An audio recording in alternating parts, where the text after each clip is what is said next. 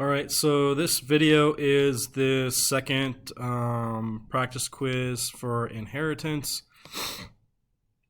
So we go back to our bank account, savings account, checking account. The bank account has two constructors, the default constructor, and then the overloaded bank account constructor. That balance gets passed in. It's got deposit, withdrawal, and get balance. The savings account extends the bank account, and so it inherits the deposit, withdrawal, and get balance. It has its own method called add interest. Checking account extends the bank account, so it also inherits the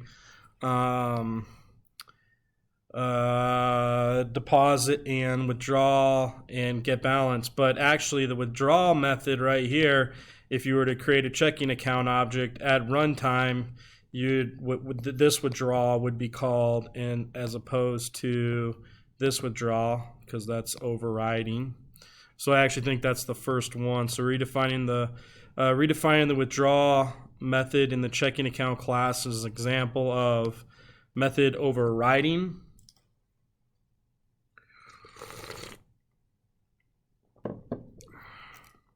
Okay, so when you compile it, if you were to create a checking account object, at compile time, the compiler would just check to see, withdrawal or whatever and make sure everything's fine. But at runtime, when it's running, you would have this withdrawal method being overridden. Excuse me. 2. So 2 through 4, a program to test the bank account, savings account, checking account classes has these declarations. So you've got objects B, S, and C. A B is a bank account, and S is a savings account. So you kind of read it backwards. A savings account is a bank account, and a checking account is a bank account. You can do that. That's fine. Which method call will cause an error? Banks have deposits. Savings account that, it inherits from bank account, and bank account knows a withdrawal, so that's fine. Checking account, same thing.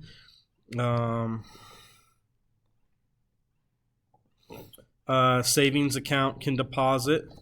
Okay. Can a savings account add interest, though? Savings account knows nothing about adding. Okay, no, wait a second. This is kind of a trick question here. Savings accounts can add interest, but it's a bank account.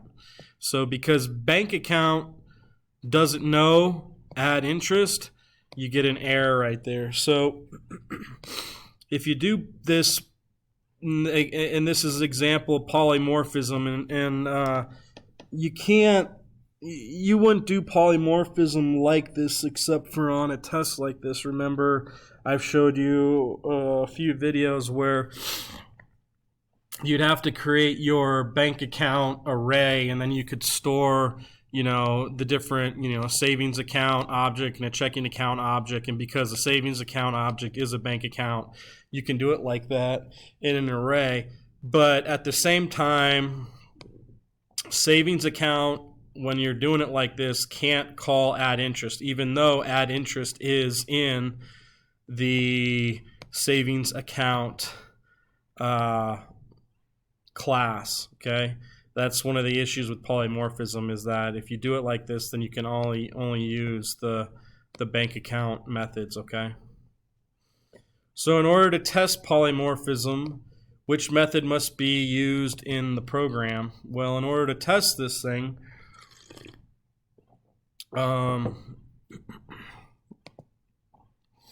let's see here, either a savings account, no, deposit, no. Yeah, wait a second, withdrawal. So in order for you to check for polymorphism in this, the withdraw method right here, even though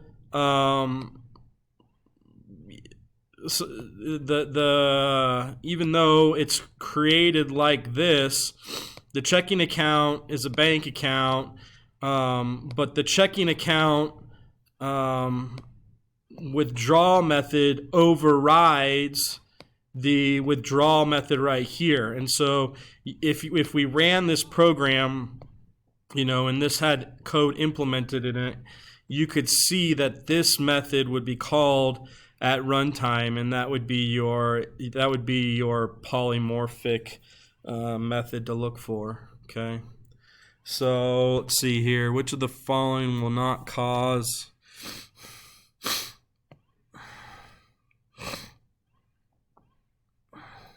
well, this one's not too hard to, it's kind of weird. You're not going to see a lot of this kind of stuff anywhere else except here, but right here, C is a checking account, so that won't cause a class CAS exception. A bank account, checking account, bank account, savings account, checking account, savings account. So you want to cast it as a checking account right here. C is a checking account, so that won't cause an issue. Okay, 5, a new method is added to the bank account. We transfer, we pass in an object and an amount, and so then we can withdraw that amount, and the object, we deposit that money into that object's that amount into the object's account. So we got a B, a time savings, and Dana and checking account. So okay, which of the following will transfer money from one account to another without error? You can transfer from a bank account to the time savings account. The time savings account you can transfer to Dana's, and Dana's you can transfer to the bank account. Yeah, all of them will work there. That's D. And remember, time savings account inherits because it's, inherits the deposit from the bank account. Same with Dana's checking account. It inherits, deposit. And so you would inherit this transfer. You would be allowed to use that. So yeah, all these are fine. So the answer is D. Okay, so consider a program that keeps track of transactions in a large department store. Both sales and returns are recorded. 3 classes, transaction, sale, and return, are used in the program related as the following inheritance hierarchy. So we got a transfer, we got private variables, so my description, my num items, my item cost.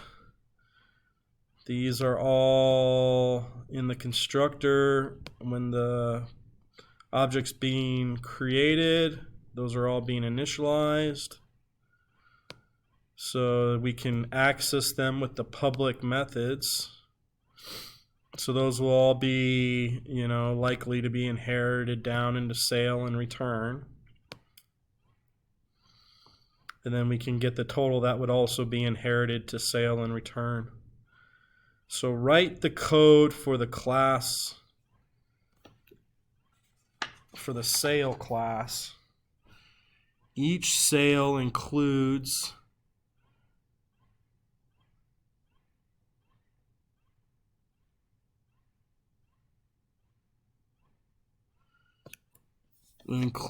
okay, so let me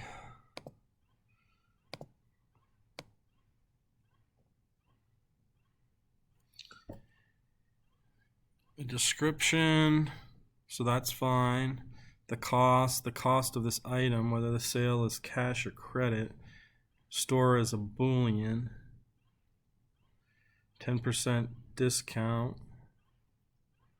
When a new sale is created, it must be assigned an item description, the number being sold, the cost of the item, and whether the sale is cash or credit. Alright, so let's do this real quick. And just kind of map out what's this sale class going to look like.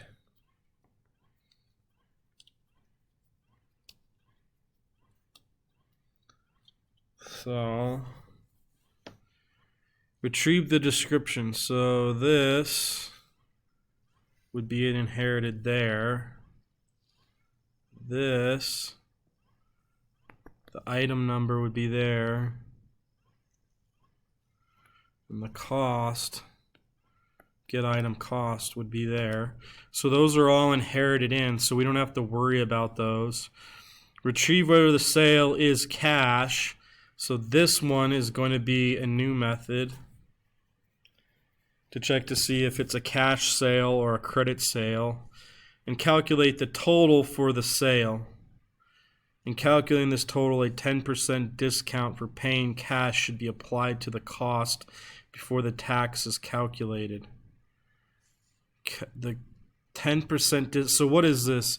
Number of items times the cost, and then the cost times the tax. So can we use this? So what I'm checking to see is, can we use this method in using it super before we can create our own get total and sale? A 10% discount for paying cash should be applied to the cost. So no, I have to write this thing. We have to write it from scratch. All right, cool. So this one is also going to be a brand new one. And you're going to just, it's going to be something like, if it's cash, then you would do that, only you would do like a multiplied by 0.9, right? And that would give you the total cost because you're giving them a 10% discount. And then you would do this right here. Else you would do, that pretty much. So let's, I don't know. Yeah, that makes sense to me. Okay, so let's go down here. Write the code. I've got the answer. I'm not going to write it out. It's going to take a long time, but let's go through this together, okay? Okay, so then they just do a discount. All right, so sale extends transaction. All right, so description, num items, and item cost all get inherited in, and then this boolean is cash is something new. So remember, anything that's inherited in needs to be supered in with that line right there, and then you'd have your own is cash is the new variable for this sale class.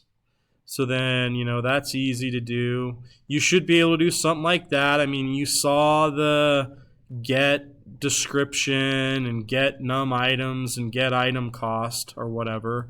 So that's no different there. And then here, what do we do? Get the number of items. Okay, yeah, that makes sense. So instead, you can't just use the variables. You can't use description, num items, and item cost because those are private variables and they're private to the superclass sale. So the only way you can get them is to call their public methods, what this does right here and here, okay? So make sure you're doing that. Don't use the variables directly. That would create an error, all right? Then you say if it's my cash, then we put the discount on, and then cost minus discount. They just calculated theirs a little bit different than I explained before. That's fine. So then, okay, cool, yeah. So this shouldn't be too bad. The biggest thing here, you need to know how to super everything in. You need to, and then you need to make sure you remember to do this You access private variables from the public methods of the superclass, okay? You cannot use those variables directly, all right? So, yeah, it's pretty easy. It's not too bad. So, anyway, make sure you're trying to do all this on your own. And this video is done.